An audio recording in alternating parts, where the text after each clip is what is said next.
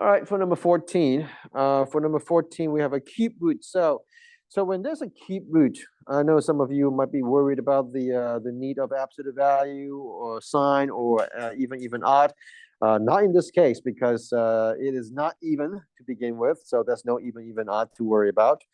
So the only thing we need to worry about is to make sure that we factor these. We execute the cube root properly. Okay. So we have cube root of these numbers, and I broke it down in such a way so that we can easily, execute the cube root. So the first thing it's going to be the negative 8, which becomes -2. Okay, cube root of -8 is -2. The 2 is going to stay. Okay, cube root of x cubed, it's x. Cube root of y to the 6th power, it's y squared. And the y is going to stay here, okay, underneath the cube root.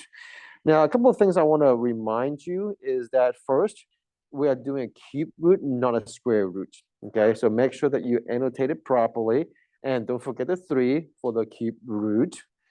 Second, it is cube root, so do not put 4 on the outside. We're not doing square root again.